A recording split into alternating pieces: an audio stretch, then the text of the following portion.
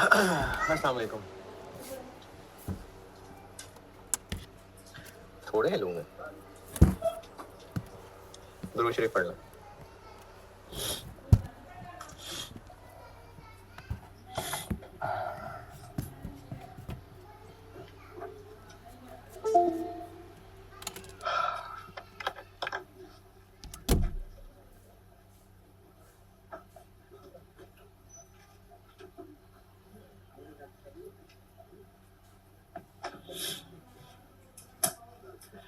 एक सवाल कर रहे थे पिछली क्लास में,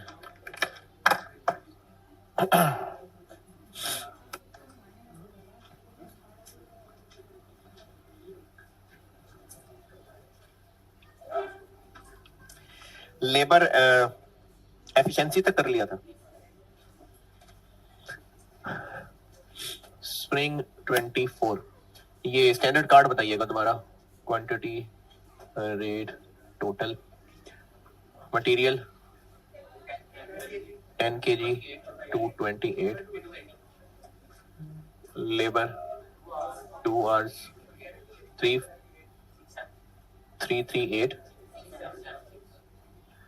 और वेरिएबल ओवरहेड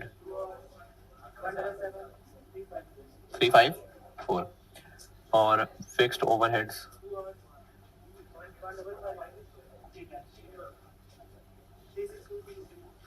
3620, और sale price 3750 130।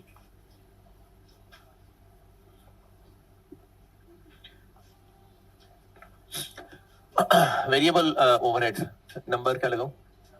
7। Variable overheads spending variance, formula AH into SR minus AH into AR। और चूंकि ये लेबर से लिंक्ड है तो SH AH सब निकाल चुके हुए हैं। AH निकाल चुके हुए हैं 19080। स्टैंडर्ड रेट आर्स लेबर वाले लेने, बाकी ओवरहेड्स का है 177 माइनस वो AH इंटू AR क्या है 6965। ये जो वेरिएबल ओवरहेड्स हैं वो 6965 नहीं है भाई, सिर्फ आर्स लेबर वाले लेने हैं।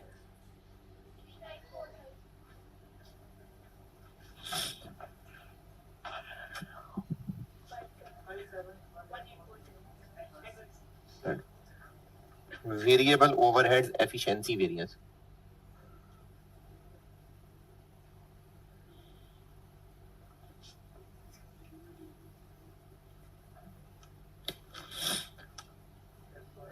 SH into SR minus AH into SR। SH वही लेबर वाले 22,000 इंटू लेबर से सिर्फ आर्स उठाने हैं, सिर्फ hours, minus actual hours 19, standard rate labour वाला नहीं 177 516। ये वेरिएबल ओवरहेड होगा।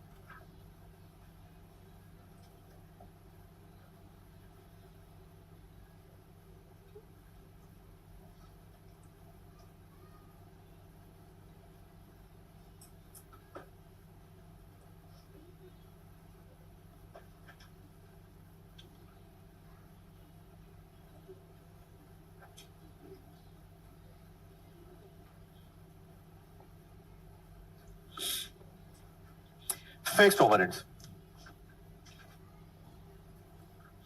फिक्स्ड ओवरहेड स्पेंडिंग वेरिएंस या एक्सपेंडिचर वेरिएंस, एक ही बात है।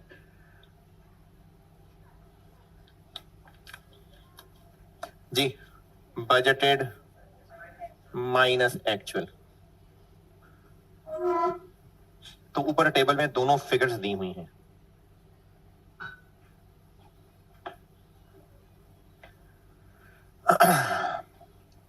मार्जिनल अब्जॉर्प्शन के किसी सवाल को पढ़ाते हुए आपको कहा था ये जो स्टैंडर्ड लिखा ना आप उसको बजट ही समझ लें। तो ये जो 10,000 यूनिट्स का स्टैंडर्ड बनाया हुआ है, तो ये हमारा साल का बजट है।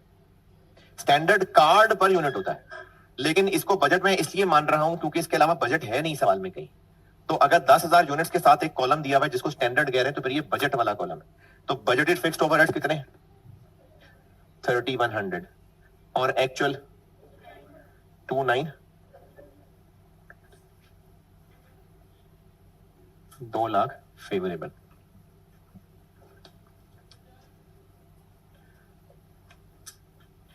और फिक्स्ड ओवरहेड वॉल्यूम वेरिएंस मांगा है या वो एफिशिएंसी और कैपेसिटी मांगा है? वॉल्यूम मांगा हुआ है।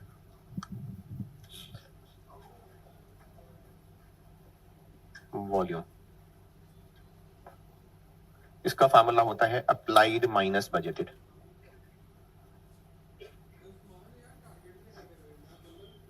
अप्लाइड, अप्लाइड के लिए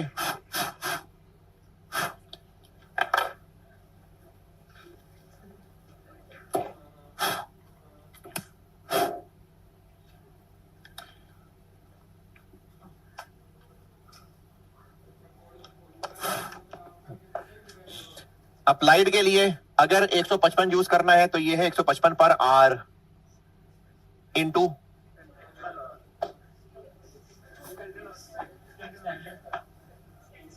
applied fixed overheads 155 per hour into S H. और अगर इसको यूज करना है 310 पर यूनिट तो एक्चुअल प्रोडक्शन, तो जिसको मर्जी यूज कर लें। 155 into S H 22,000 minus budgeted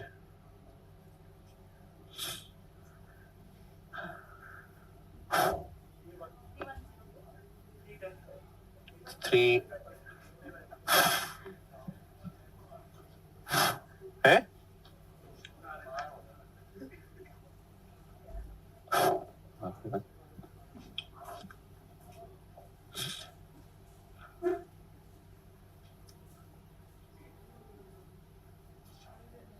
cell volume variance के अलावा बाकी सारे वेरिएंसेस डन।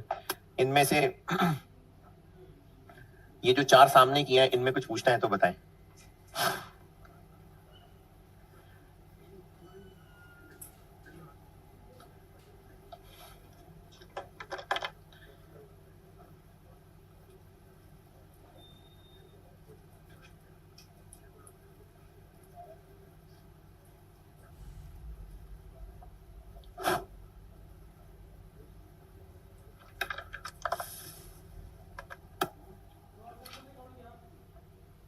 चलें सेल वॉल्यूम वेरिएंस समझाता हूं।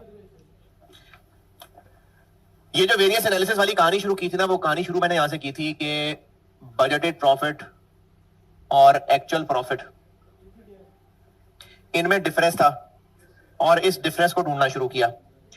जब बजट बनाया था तो हमारा प्लान ये था, ये खुद से फिगर्स दिख रहा हूं, हमारा प्लान ये था कि 5,000 यूनिट्स बेच लेंगे, लेकिन असल में हम सिर्फ 4,000 यूनिट्स बेच सके। और अभी फिलहाल जितने बनाए उतने बेच दिए, यानी अभी स्टॉक को इग्नोर करता हूं।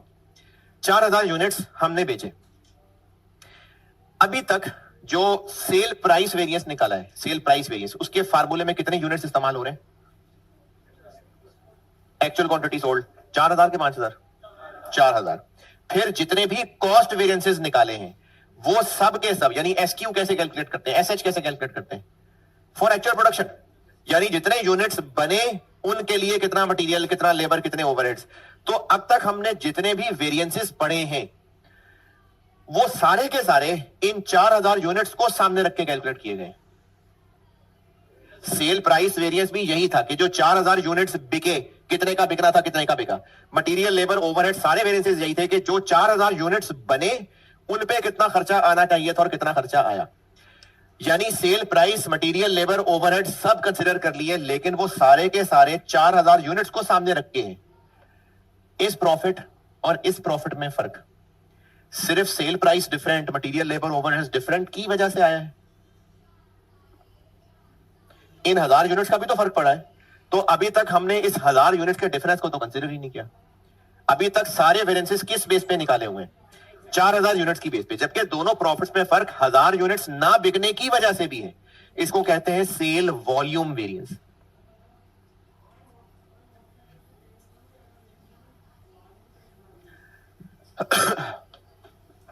तो फर्क सेल के यूनिट्स जितने बजट किए थे और जितने एक्चुअली बिके उनके डिफरेंस की वजह से भी है।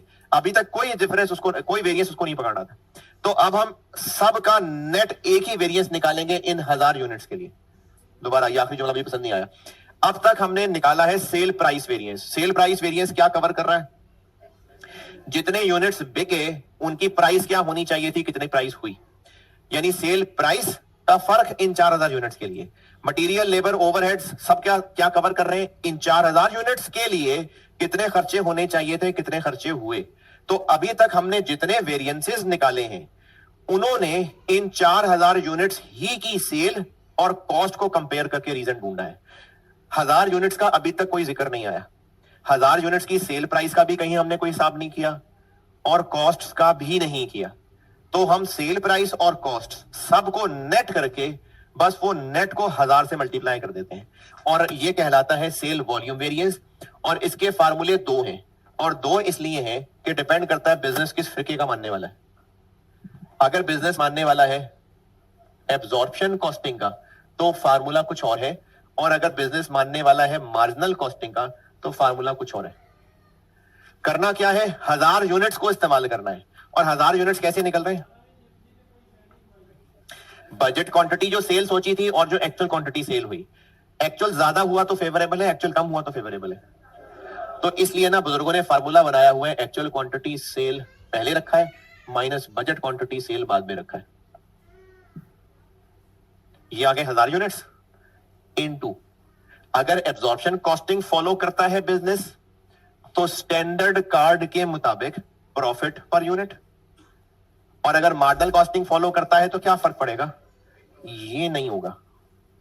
और फिर जो डिफरेंस आएगा वो क्या होगा? कंट्रीब्यूशन। तो सेल वॉल्यूम वेरिएंस के दोनों फार्मूले पढ़ लें किताब में। सेल वॉल्यूम वेरिएंस के दोनों फार्मूले पढ़ लें। अगर बिजनेस एब्जॉर्प्शन फॉलो करता है तो, और अगर मार्जिनल फॉलो करता है तो। एक्चुअल क्वांटिटी और बजट क्वांटिटी सेल का डिफरेंस 1000 यूनिट्स इनटू, अगर बिजनेस एब्जॉर्प्शन का मानने वाला है तो इससे मल्टीप्लाई, और अगर मार्जिनल का मानने वाला है तो ये आंसर कंट्रीब्यूशन आ रहा होगा। फिर मार्जिनल होगा तो फिर ये लाइन नहीं होगी ना, है ना। तो फिर जो इसका और इसका डिफरेंस निकलेगा वो कंट्रीब्यूशन होगा। तो सेल वॉल्यूम वेरिएंस के दोनों फार्मूले देख लें।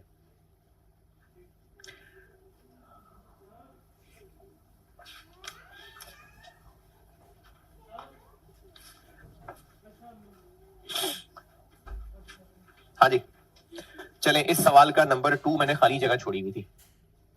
सेल वॉल्यूम वेरिएंस, ये बिजनेस किस फिरके का है?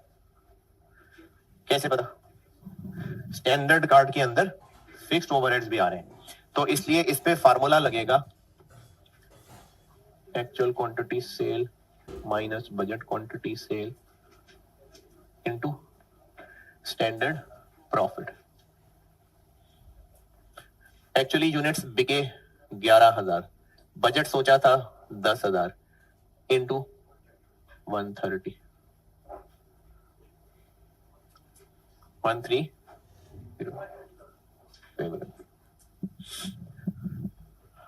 ये था जी 15 नंबर का सवाल, स्प्रिंग 24।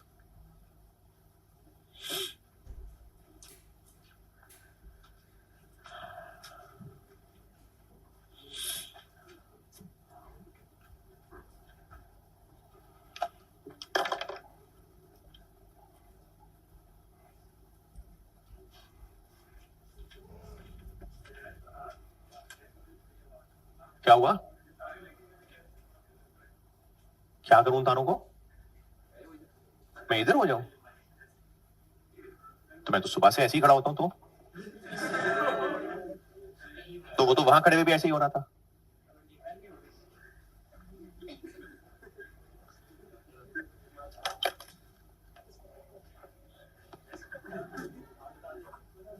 हाँ,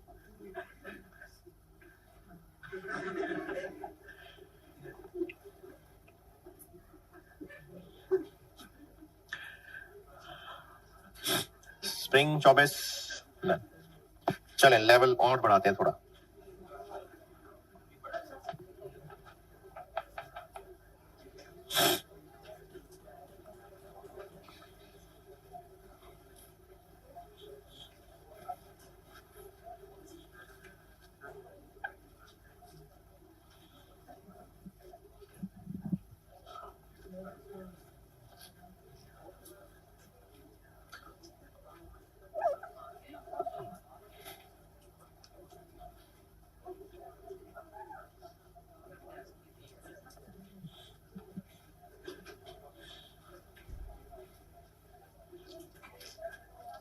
अच्छा, इस चैप्टर के मैं फार्मूले चूंकि आपको किताब से ही साथ पढ़ा रहा हूं ना, तो मैंने इसमें काफी सारे एग्जाम नोट्स लिखे हुए हैं, तो वो भी ना आपको ना किताब से ही पढ़ा देता हूँ, क्योंकि फार्मूले किताब से लेके चल रहा हूँ, वरना तो मैं जिस चैप्टर में किताब नहीं खुलवा रहा होता तो नहीं खुलवा रहा होता।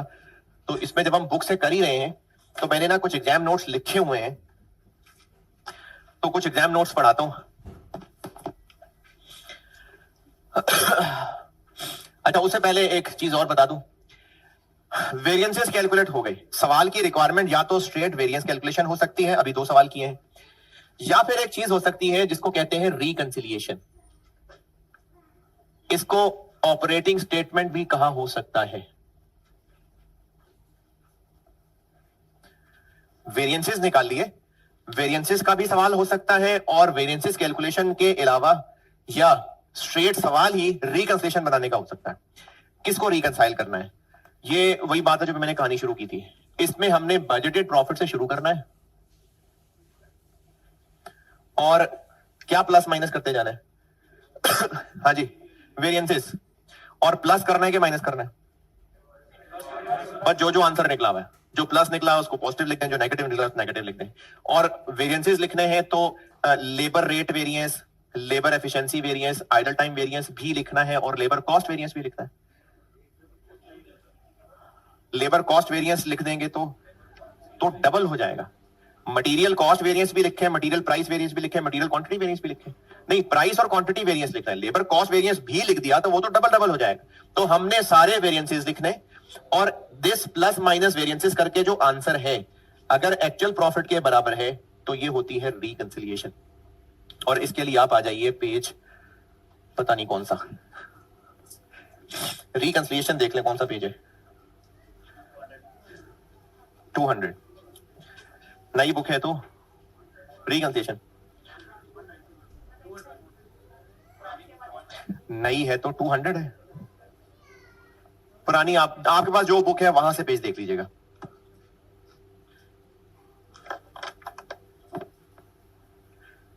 पहुंचे इस पेज पे,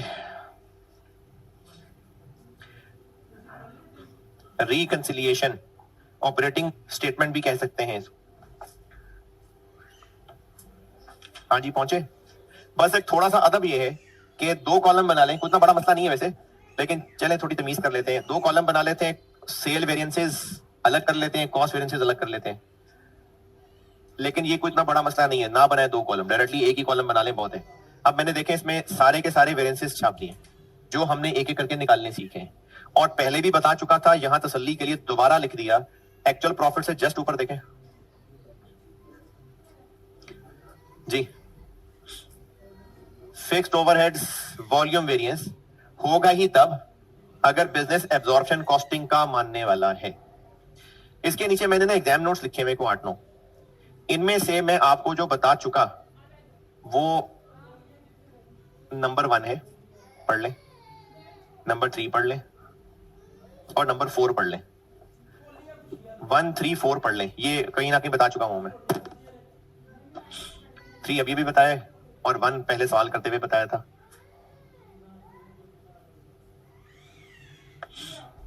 एग्जाम नोट्स 1, 3 और 4 पढ़ लीजिए, ये बता चुका हूं।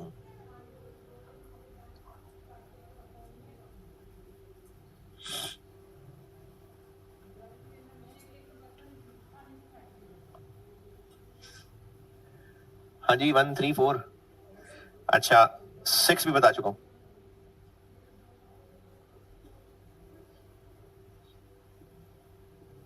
हाँ जी।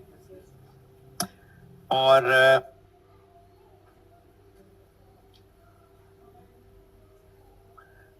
फॉर्मेट की शक्ल देखें दोबारा जरा। इसमें फिक्स्ड ओवरहेड वॉल्यूम वेरिएंस की लाइन आ रही है। अगर सवाल में अलग से रिक्वायर्ड कहीं ना कहीं हमें पार्ट ए में कहीं नाम लेके मिल जाता है कि एग्जामिनर चाह रहा है कि हम फिक्स्ड ओवरहेड एफिशिएंसी और कैपेसिटी वेरिएंस भी निकालें, तो फिर रिकंसिलिएशन के अंदर वॉल्यूम वेरिएंस की लाइन की जगह वो दोनों लाइनें आ जाएंगी। ये बात मैंने नोट नंबर 7 में लिखी हुई। इसी तरह से ना कुछ क्लासेस के बाद बताना है, मटेरियल क्वांटिटी वेरिएंस के भी दो टुकड़े होते हैं, एक मिक्स वेरिएंस होता है, एक यील्ड वेरिएंस होता है। सेम बात उनके लिए भी है, तो पॉइंट नंबर 7 भी पढ़ लें।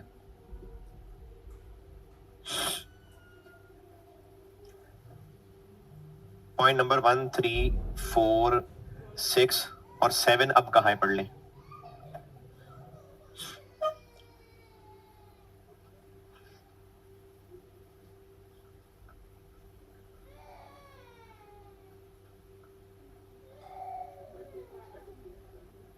यानी अभी तो मैंने किसी सवाल में जितने यूनिट्स बनाए थे उतने ही बेचे ही किए हैं। हो सकता है बनाए और हो, बेचे और हो। तो हम जितने भी कॉस्ट वेरिएंसेस ले रहे थे वहां पर हम एक्चुअल प्रोडक्शन ले रहे थे, सेल्स नहीं। अभी अगला सवाल कराऊंगा, उसमें प्रोडक्शन और सेल्स में फर्क है। तो जो कॉस्ट वेरिएंसेस लेने हैं उसमें हमने एक्चुअल प्रोडक्शन यूज करनी होती है, ये लिखा है बस।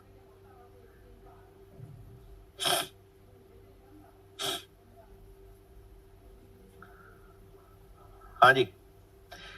अच्छा जी, पॉइंट नंबर 2, ये अभी जो जस्ट स्प्रिंग 24 पूरा किया है उसमें हमने यही काम किया है। पॉइंट नंबर 2 देखें।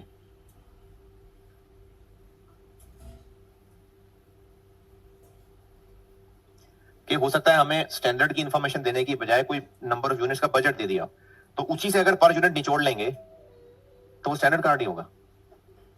अभी पिछले साल में यही किया था, 10,000 यूनिट्स का दिया हुआ था, हमने उसको पर यूनिट कर लिया तो वो स्टैंडर्ड कार्ड बन गया। तो ये मैंने 2 में लिखा हुआ। अच्छा, बाकी फिर बाद में आएंगे आस्ता आस्ता। चलें अब यहां तक की मेहनत का सवाल करते हैं।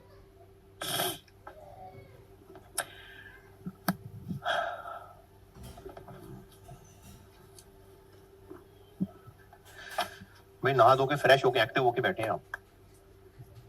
नहीं ना? चाय पीनी है? हाँ तो भी ब्रेक दूंगा तो पिया ना जाके फिर।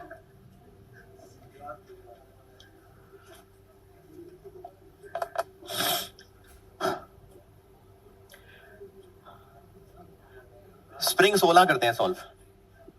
Spring 16, spring 2016।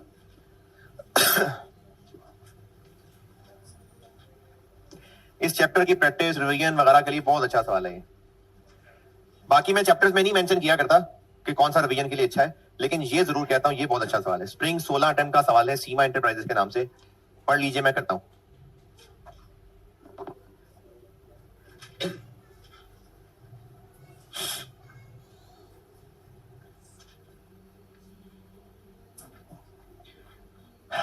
बुक में क्वेश्चन नंबर 15 बन रहा है। स्प्रिंग 16 अटेम्प्ट है, सीमा एंटरप्राइजेस। क्या मसला है इसका?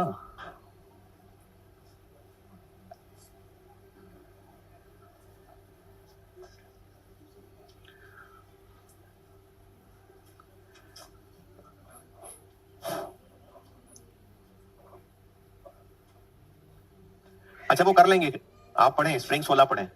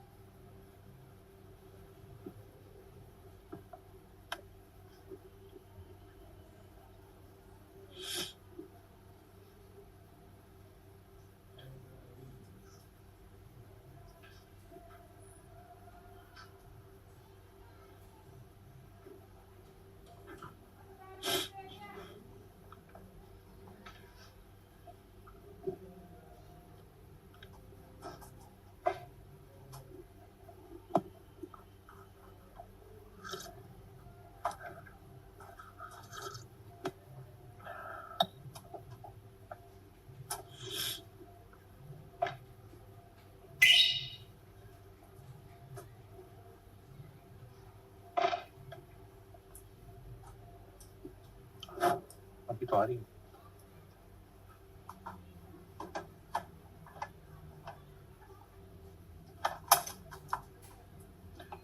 फिर गिर जाएगा, कुछ बेस पे वाइब्रेशन होगी तो गिर जाएगा वो। इमरान ये गिर जाएगा, फिर कुछ तार निकल जाएगी। हाँ उसमें तार में फंसा दे।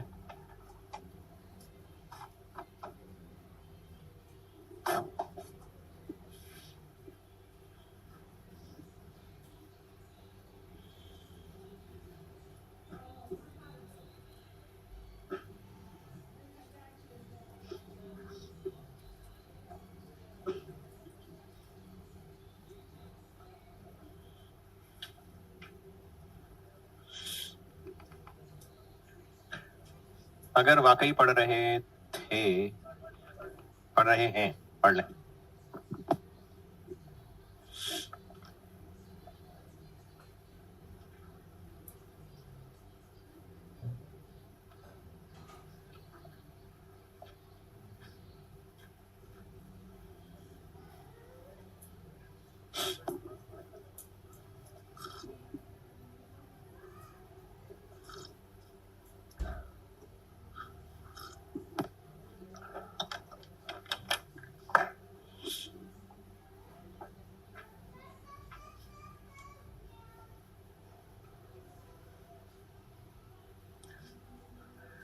तो मैंने 2 दफा पढ़ लिया यार अब तो। कैसे पता इस टॉपिक का सवाल है? एक तो सवाल के डेटा से आइडिया हो जाता है, दूसरा requirement B, reconcile the budgeted profit with actual profit using relevant variances under marginal costing। marginal costing होने से क्या फर्क पड़ेगा? फिक्स्ड ओवरहेड वॉल्यूम वेरिएंस नहीं आएगा और सेल वॉल्यूम वेरिएंस का फार्मूला डिफरेंट होगा, बाकी सब कुछ वही है। तो पार्ट बी से पता चल रहा है कि वेरिएंस का सवाल है। अच्छा रिक्वायरमेंट ए क्या है? Prepare income statement, prepare income statement, फिर कंप्यूट, बस सिर्फ कंप्यूट करने को कहा, कोई इनकम स्टेटमेंट बनाने को नहीं कहा, बस कंप्यूट करने को कहा है। वो एक ब्रैकेट में भी निकाला जा सकता है इसमें ना। और हमेशा हर सवाल के लिए गाइडेंस है कि ऐसा अगर सवाल है, जैसे पार्ट ए में उसने कहा है प्रॉफिट कैलकुलेट कर दें और पार्ट बी में कहा है कि रिकंसाइल कर दें वेरिएंसेस निकाल के, तो मेरा मशवरा यह है कि पहले वेरिएंसेस की कैलकुलेशन में जाना, क्योंकि उसमें बहुत सारी डिटेल कैलकुलेशन होती है, हमें सारी पूरी पिक्चर नजर आ जाती है। सारी मेहनत हो चुकी होगी, फिर पार्ट ए करेंगे तो जल्दी हो जाएगा। वरना अगर मैं सिर्फ पार्ट ए सॉल्व करूंगा तो बहुत सारी मेहनत करनी पड़ेगी। अगर सवाल में वेरिएंसेस रिक्वायर्ड हैं तो फिर हमने बहुत सारी डिटेल कैलकुलेशन की होगी, एक्चुअल आवर्स निकाले होंगे, एक्चुअल वेज रेट निकाला होगा, एक्चुअल मटेरियल निकाला होगा। तो इसलिए पहले वेरिएंसेस करिएगा पार्ट ए के लिए पेज छोड़ के, पहले हम पार्ट बी सॉल्व करेंगे, फिर वापस पार्ट ए पे आएंगे। क्योंकि अगर वेरिएंस मांगे हैं तो हमने उसकी कैलकुलेशन में बहुत सारी मेहनत कर लेनी है, तो वो पार्ट ए में इजीली काम आ जाएगी। तो मैं इसका पार्ट ए नहीं, पहले पार्ट बी कर रहा हूं। एक पेज पार्ट ए के लिए छोड़ा, पार्ट बी रिक्वायर्ड क्या है, तो फिर मेन नजर रिकंसिलिएशन आनी चाहिए, बाकी सब फिर 2 पेज छोड़ के वर्किंग्स में चलेंगे। ये मैं कर रहा हूं स्प्रिंग 16। पार्ट ए, पहले पार्ट ए रिक्वायर्ड है तो तमीज है ये कि पहले पार्ट ए करें। अच्छा ये कोई इसमें गुना नहीं मिलेगा, ना ही नंबर कटेंगे अगर आप पहले पार्ट बी कर देंगे तो, लेकिन मेंशन कर देना कि पार्ट बी कर रहे हैं, एग्जामिनर को पता चले कि किस चीज का आंसर है।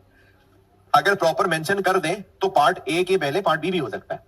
अभी बहरहाल पहले पार्ट ए करूंगा, 1 पेज छोड़ा, पार्ट बी में रिकंसिलिएशन बनाएंगे, 2 पेज छोड़े, वर्किंग्स में आ गए। अब हमने वेरिएंसेस का सवाल सॉल्व करना है। तो सबसे पहला काम स्टैंडर्ड कार्ड।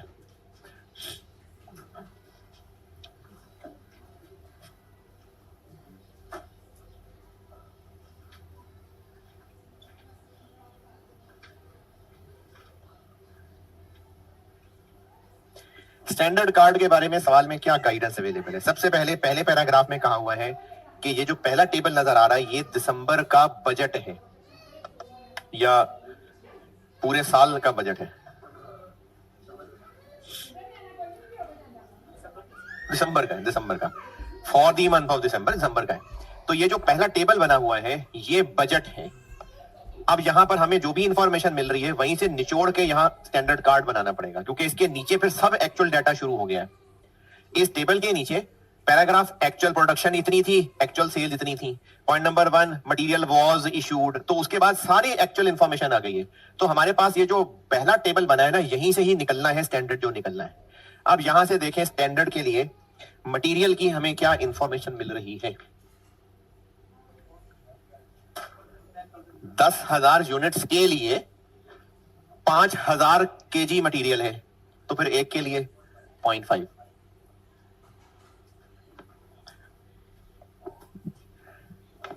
10,000 यूनिट्स के लिए 5,000 किलो है, तो एक के लिए आधा किलो। अब आप चाहें इस रेट को पहले निकाल लें, चाहे तो टोटल वाला कॉलम पहले निकाल लें।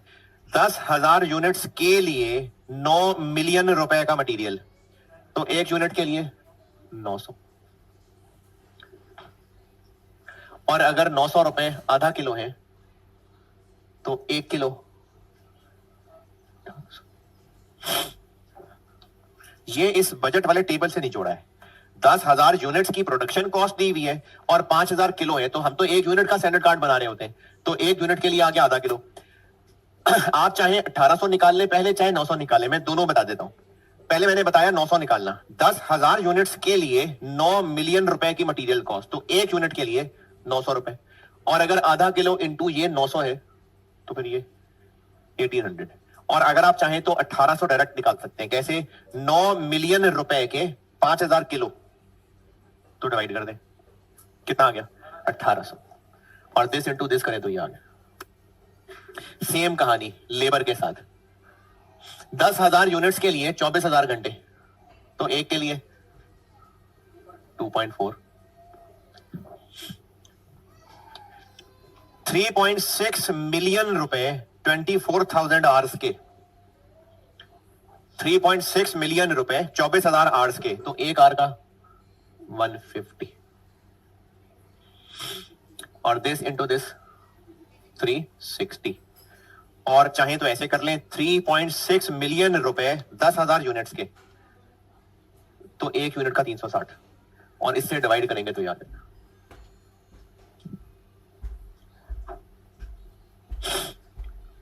वेरिएबल ओवरहेड्स मशीन आर से लिंक है कि लेबर आर से?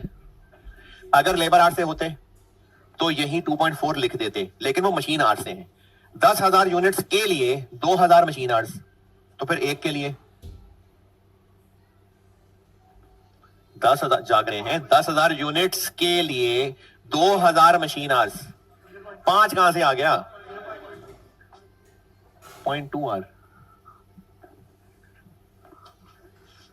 हाय हाय, 2,000 आर्स हैं 10,000 यूनिट्स के लिए, तो एक यूनिट के लिए 5।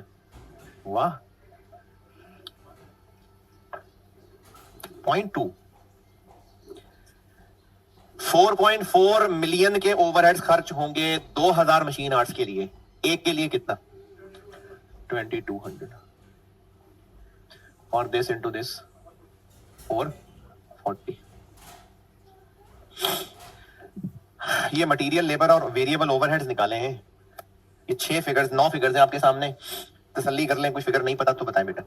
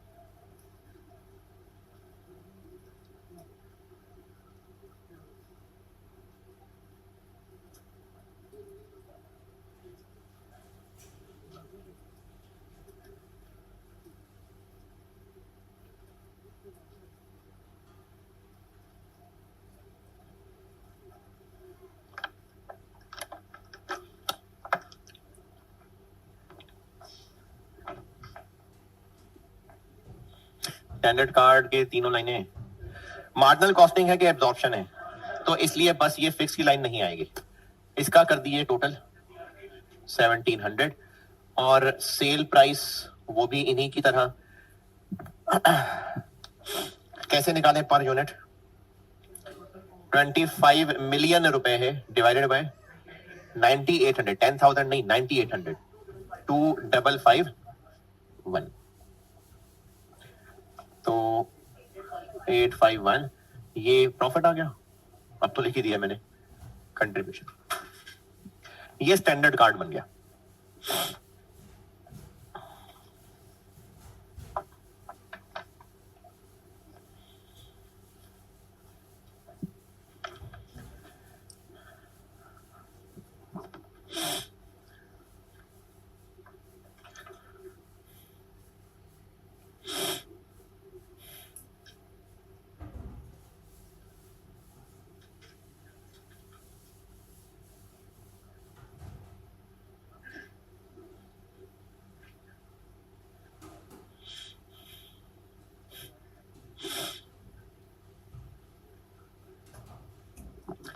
स्टैंडर्ड कार्ड डन चले जी अब हम निकालते हैं सारे वेरिएंसेस एक एक करके सेल प्राइस वेरिएंस से शुरू हो जाते हैं sale price variance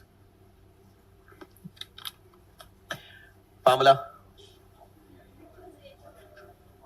actual quantity sale into actual price minus actual quantity sale standard price तो ये क्या होता है टोटल एक्चुअल सेल्स तो बजट के नीचे वाले पैराग्राफ में दी हुई है annual production for the month of December was 12,000 whereas SE earned revenue of 30 million revenue ये सेल्स है तो 30 मिलियन की सेल्स है तो ये हो गया रेवेन्यू यानी sales minus actual quantity sale 11,000 into 2551 अच्छा आप ना फार्मूले के अंदर फिगर्स पूरी पूरी लिखिएगा 30 ना कर देना क्योंकि वो कैलकुलेटर पे आपसे गलती हो जाएगी हाँ जो फाइनल आंसर आया वो बेशक आप पूरी फिगर की बजाय मिलियन लिख दें चलिए मिलियन ही बता दें 1.94 million positive negative positive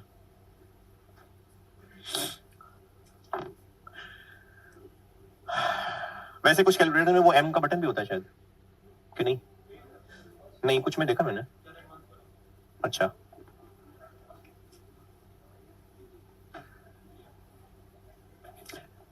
cell volume variance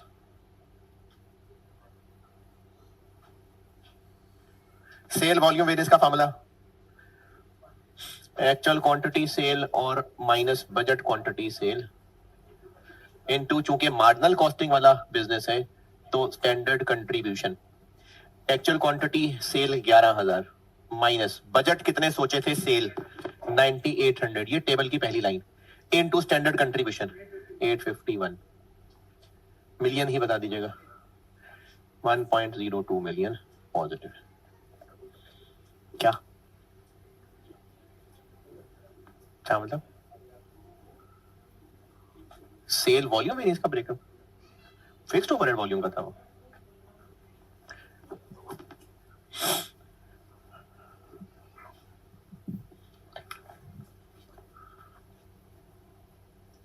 material price variance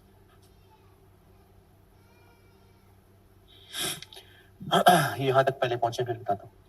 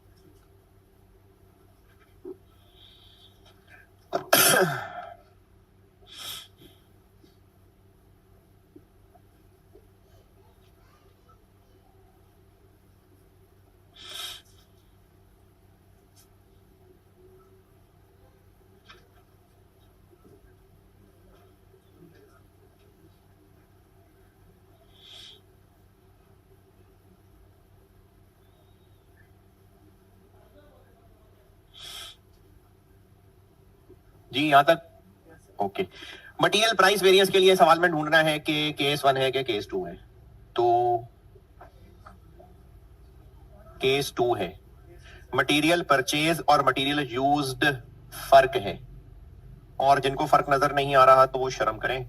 point number 1 शुरू ही यहां से हो रहा है। 5700 kg वॉज इशूड, और अगली लाइन में परचेजेस 15,000 किलो लिखी नजर आ रही है। तो परचेजेस 15,000 और मटेरियल यूज्ड 5700, तो फर्क है। अब अगर केस 2 है तो सिनेरियो ए है कि सिनेरियो बी है? ए है कि बी है? क्यों ए है? बी है। पॉइंट नंबर 1 से अगला सेंटेंस भी पढ़ के देख लें। Raw materials are valued using FIFO method, तो ये एक्चुअल है भाई। फाइफो एफ को तो एक्चुअल कॉस्ट है ना। अजीब अजीब शक्लें बना रहे हैं। जब मैंने आपको स्टैंडर्ड कॉस्ट वाली चीज पढ़ाई थी ना, तो अगर बिजनेस फाइफो एफ को यूज करता है तो वो असल है। फाइफो क्या है? इतने पुराने पड़े हुए थे, इतने के और आए, फिर इतने के और आए, तो ये तो एक्चुअल चीजें हैं सारी। तो अगर बिजनेस फाइफो या एफ को यूज करता है, इसका मतलब है कि वो एक्चुअल कॉस्ट यूज कर रहा है। तो वो स्टैंडर्ड वाली बात कहां से आ गई?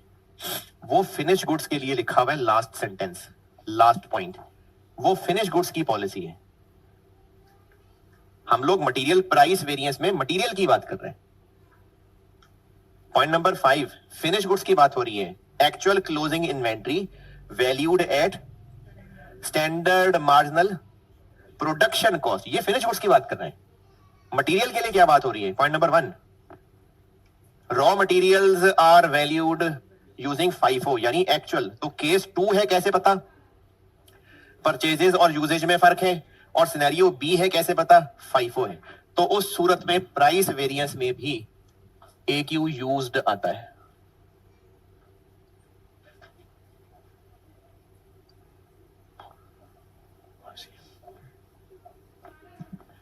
AQ यूज्ड है 5700 इनटू स्टैंडर्ड कॉस्ट।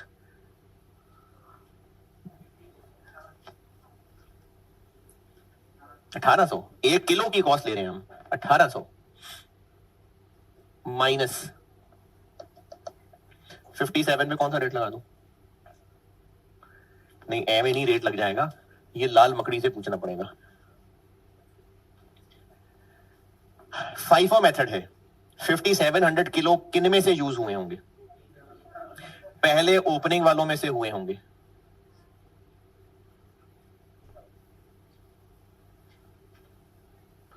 वो जो ओपनिंग के अंदर 3000 किलो थे पहले, वो यूज हुए होंगे। कितने रुपए वाले? 5 पॉइंट। और 5700 है, बाकी 2700 न्यू वाले में से यूज हुए होंगे। कितने?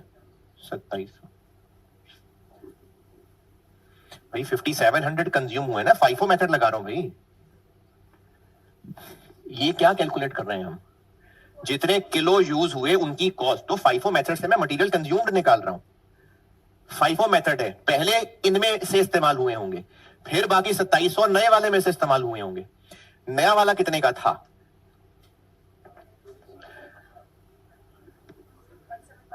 1750 का था। 26 मिलियन के तो 15,000 किलो हैं, तो ए कितने का था? तो दिस इंटू दिस।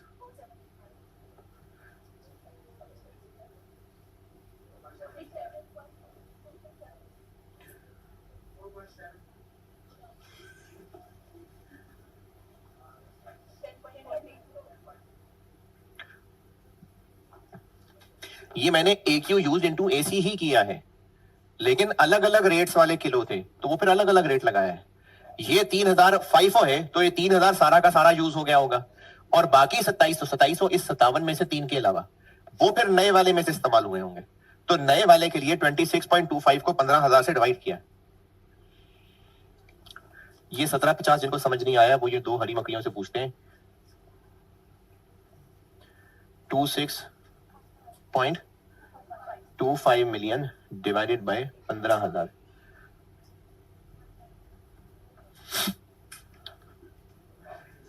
है जी। ये हमने सिर्फ सिंबॉलिकली याद रखा हुआ है। ये फिगर हमने 10.43 कर ली कैलकुलेट। ये हमने ए क्यू इंटू एसी ही किया है। फाइफो था ना, इसलिए कुछ ए क्यू पे कुछ और एसी है, कुछ ए क्यू पे कोई और एसी है। ये जरूरी नहीं है कि एक ही टोटल किलो और एक ही रुपीस पर किलो होगा। फाइफो था इसलिए अलग अलग रेट्स लगाने पड़े हैं।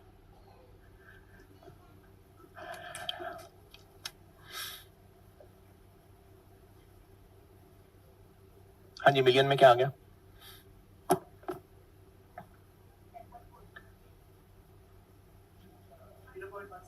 0.17 adverse.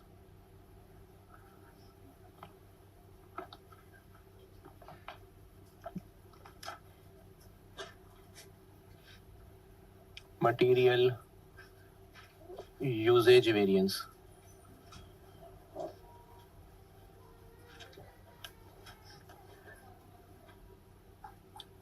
S Q into S C minus A Q used into S C,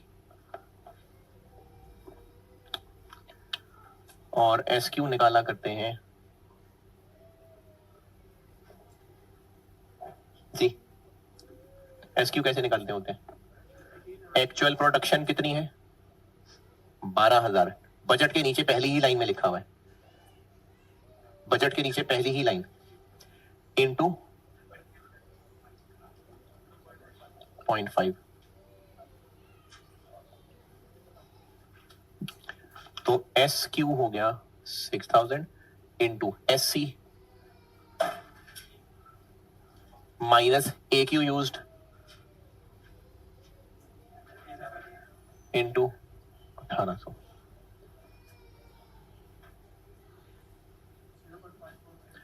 point favourable.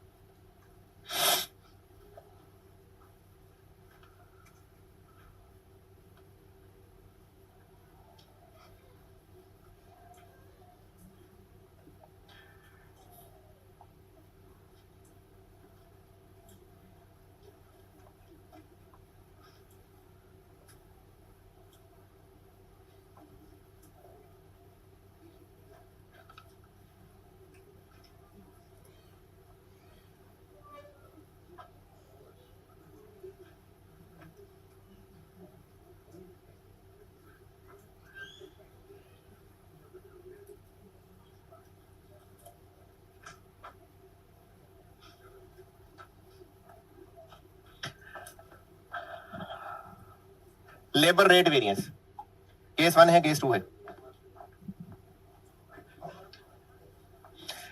Material purchase material use बराबर है? नहीं बराबर, शाबाश। मैं लेबर की बात कर रहा हूं।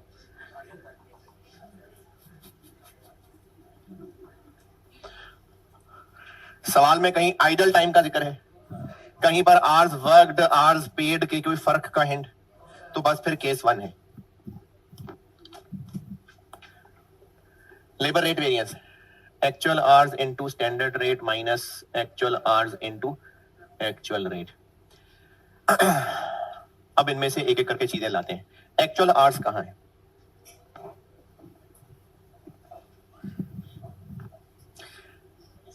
चले पॉइंट 2 समझाता हूं। To minimise labour turnover, labour turnover कहते हैं कि वर्कर्स छोड़ छोड़ के चले जाते हैं। तो हम इस बात को कम करने के लिए, टू मिनिमाइज लेबर टर्नओवर, लोग छोड़ छोड़ के जा रहे थे, तो हमने इससे बचने के लिए उनकी वेजेस 10% बढ़ा दी। किससे बढ़ा दी? स्टैंडर्ड से।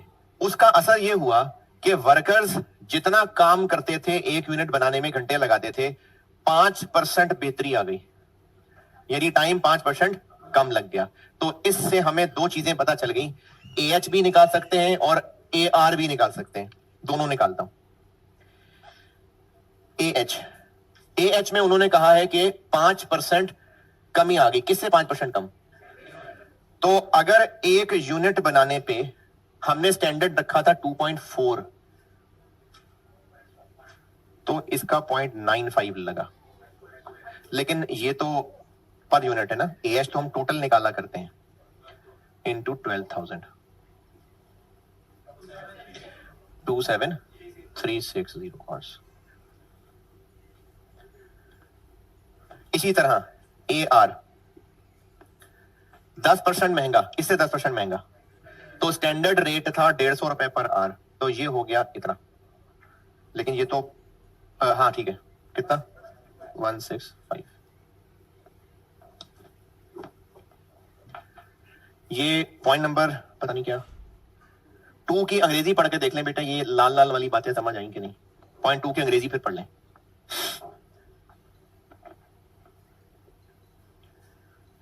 वेज रेट 10% महंगा कर दिया स्टैंडर्ड से, तो स्टैंडर्ड से 10% महंगा कर दिया, एक्चुअल रेट आ गया। उसका फायदा यह हुआ कि लेबर की एफिशिएंसी 5% इंप्रूव कर गई स्टैंडर्ड से, यानी जितना स्टैंडर्ड टाइम लगाना था 5% उससे कम लगाया। तो AH 27,360 into standard rate 150 minus 27,360 into 165 million में बता दें। 0.41 एडवर्स।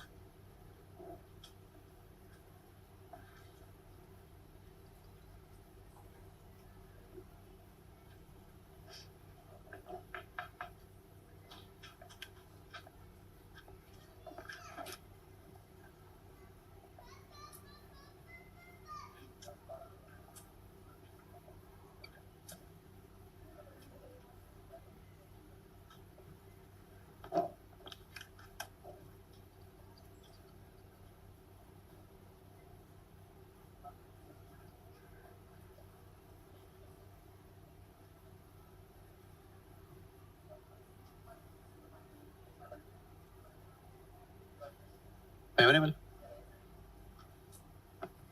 चलो फेवरेबल, अच्छा और भी था।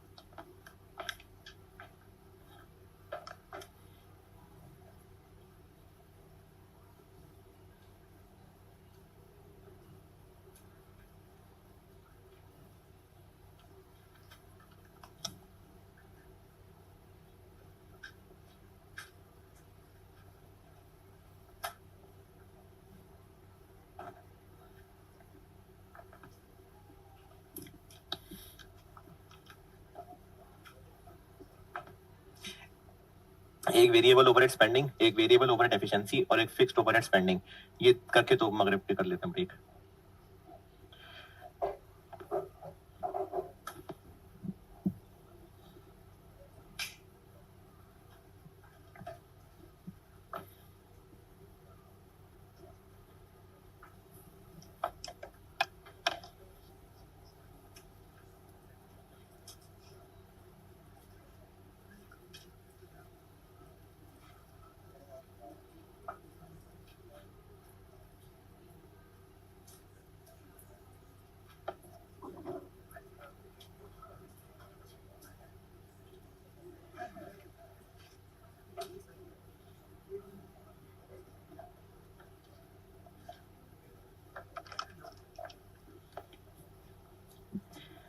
AH लेबर वाले, मशीन आवर्स, तो मशीन वाले AH किधर है? 2100। पॉइंट नंबर 3, 2100 मशीन आवर्स वर वर्कड, फुल स्टॉप। ये एक्चुअल आवर्स हैं, तो AH हो गया 2100। Standard rate, variable overheads 2200 minus AH into actual rate. ये मकड़ी से पूछते हैं क्या कहता है एक्चुअल रेट के बारे में सवाल।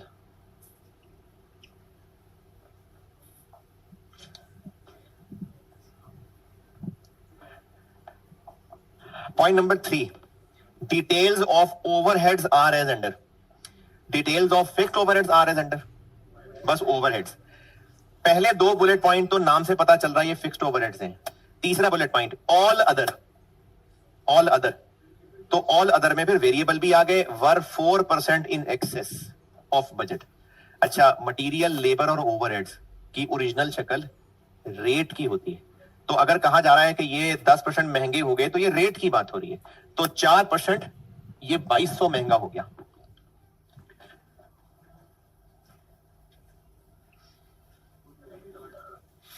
डबल 2 डबल 8,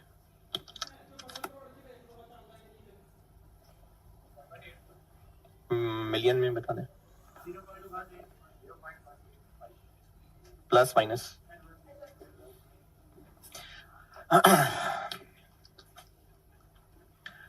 अच्छा, अभी मैं पास पेपर का बोर्ड पे तीसरा साल कर रहा हूं, वो तो मैं ही करे जा रहा हूं, लेकिन फिर भी मुश्किलें क्या क्या आ रही हैं इसमें? तब क्या मुश्किल लग रही है? सवाल जागने के अलावा और क्या मुश्किल आ रही है? मकड़ी।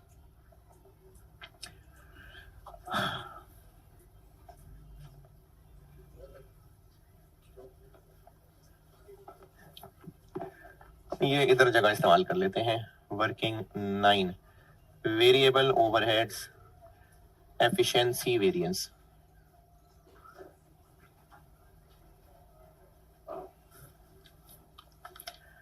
Standard hours into standard rate minus actual hours into standard rate. Standard hours निकाल चुके, नहीं निकाल चुके, फिर मकड़ी से पूछ लेते हैं। एसएच 12,000 इंटू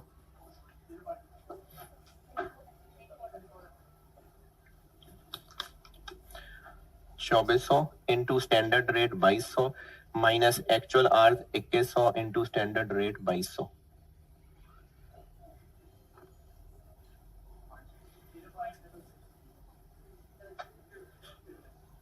और last fixed overheads spending variance. Fixed overhead volume variance कहां गया? मार्जिनल कॉस्टिंग है इसलिए नहीं होगा। Budgeted minus actual.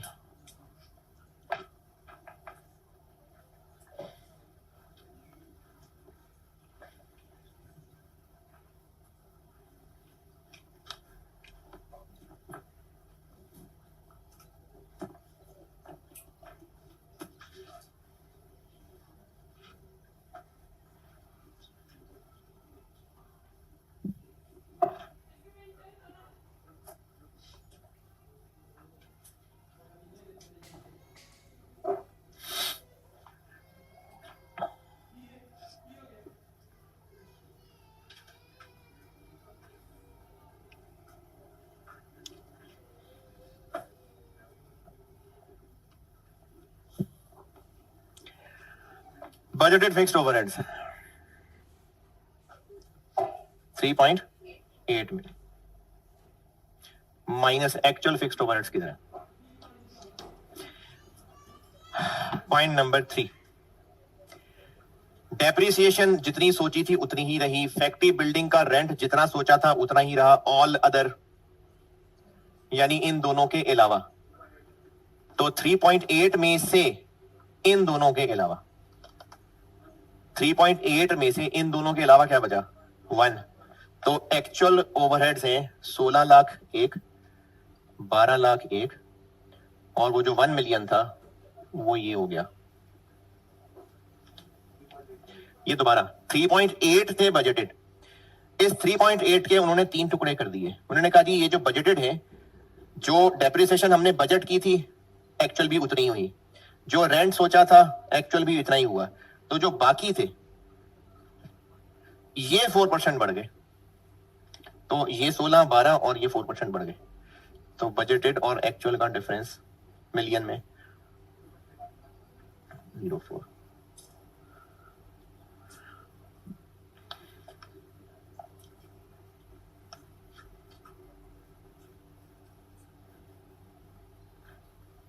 अच्छा, लेक्चर नंबर तो ये मैं सवाल खत्म करके एंड करूंगा, मगरिब की ब्रेक करना है।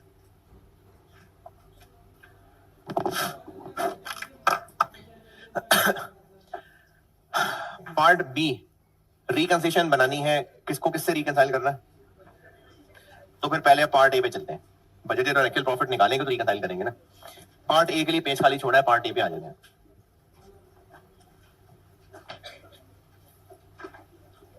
अच्छा, वो एक स्टूडेंट ने एक पॉइंट कहा है जी, रिपीट करते हैं तो मैं रिपीट कर देता हूं।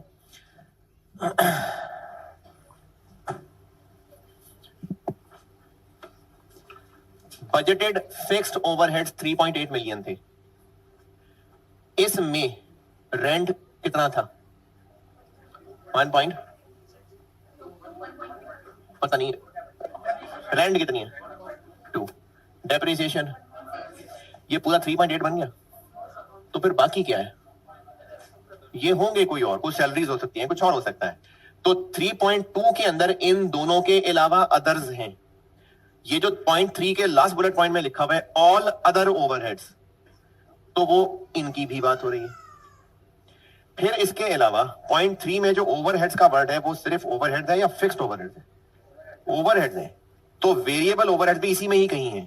तो वो जो ऑल अदर है उनमें ये 1 मिलियन भी है और वेरिएबल ओवरहेड्स भी है, तो इसलिए ऑल अदर से ये वेरिएबल ओवरहेड्स का मतलब भी निकाला है और ये वाले अदर्स का मतलब भी निकाला है। पार्ट ए, बजटेड प्रॉफिट और एक्चुअल प्रॉफिट निकालने को कहा है, इनकम स्टेटमेंट नहीं बनाने को कहा है सच, लेकिन प्रॉफिट निकालना है तो इनकम स्टेटमेंट बनानी पड़ सकती है। तो पार्ट ए,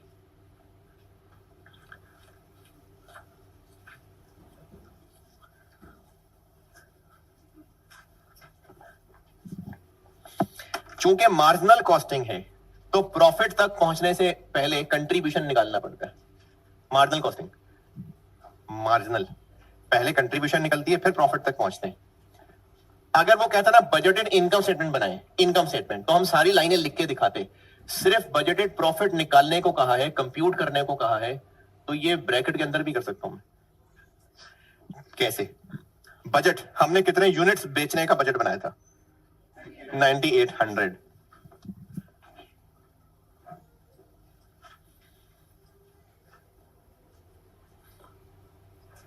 ये क्या किया मैंने?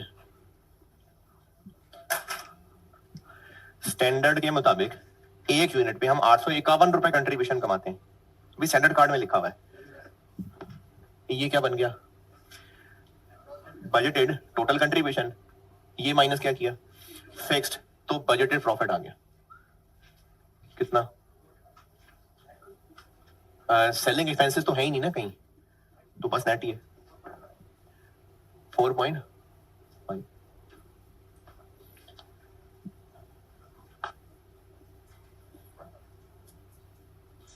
9800 को मैंने डायरेक्टली 851 से मल्टीप्लाई किया, टोटल कंट्रीब्यूशन आया, फिक्स कॉस्ट माइनस कर ली। और पार्ट ए में क्या कहा है? Actual profit. एक्चुअल प्रॉफिट कैसे निकालेंगे? 851 को 11,000 से मल्टीप्लाई कर। क्यों भाई? 851 तो स्टैंडर्ड फिगर है, हमें सारी की सारी actual sales, actual material, actual labour सारे निकालने पड़ेंगे, तो एक तरह से हमें इनकम स्टेटमेंट ही बनानी पड़ जाएगी। सेल्स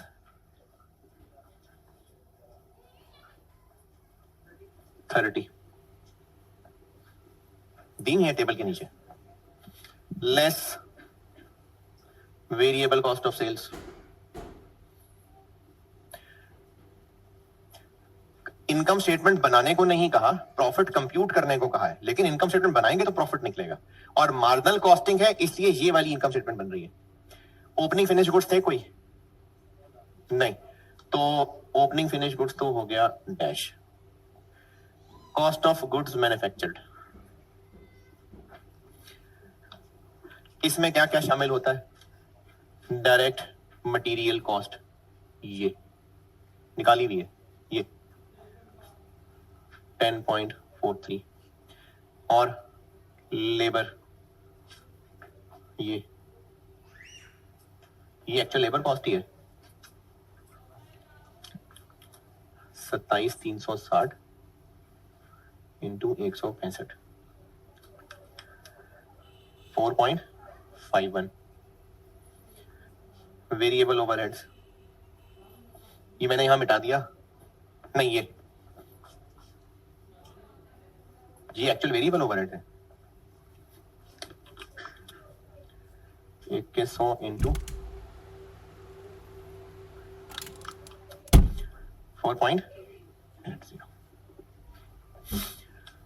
एक्चुअल प्रॉफिट निकाल रहा हूं, मार्जिनल कॉस्टिंग है, इसलिए मार्जिनल कॉस्टिंग वाली इनकम स्टेटमेंट की शक्ल बन रही है। ये हो गया कॉस्ट ऑफ गुड्स मैन्युफैक्चर्ड।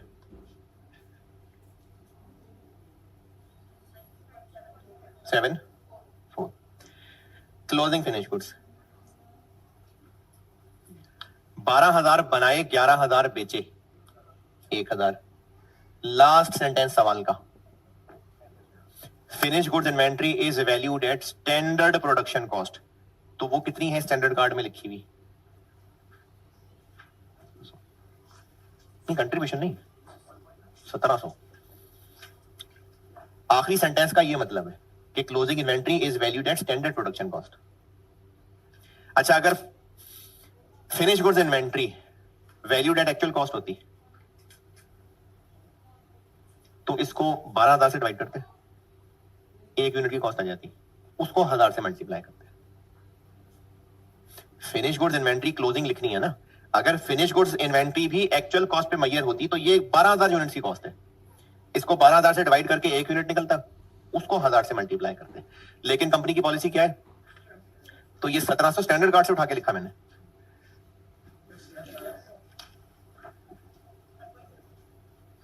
तो कॉस्ट ऑफ सेल्स हो गई 18.0। और ऐसा इनकम स्टेटमेंट तो बना नहीं रहे जो कंट्रीब्यूशन लिख के दिखाएं, बस इसमें से फिक्स्ड एफओएच कर देते हैं माइनस। कितने हैं एक्चुअल?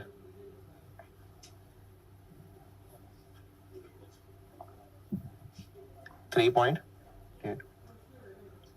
तो एक्चुअल प्रॉफिट बन गया 8.12। ये हो गया पार्ट ए।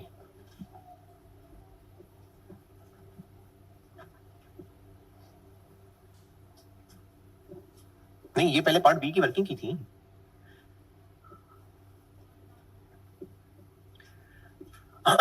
और पार्ट बी के लिए पेज क्या छोड़ा हुआ है? रिकंसिलिएशन। तो रिकंसिलिएशन की हेडिंग देके पहली लाइन क्या आएगी? 4.5। फिर सारे वेरिएंसेस एक एक करके लिखें और उन सब का प्लस माइनस करें तो एंड टोटल इंशाल्लाह 8.12 आएगा। कर दें।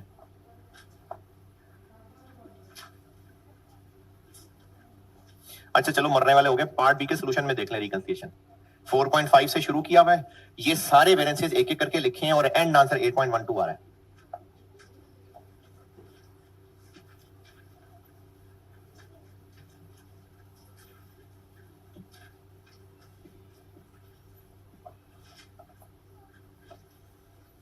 फोर 4.5 था वो ऊपर, 4 था।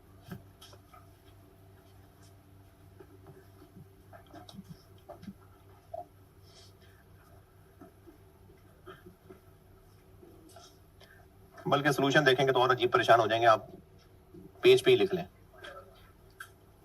वो राउंडिंग ऑफ का फर्क। चलो जी, लेक्चर 59 बस।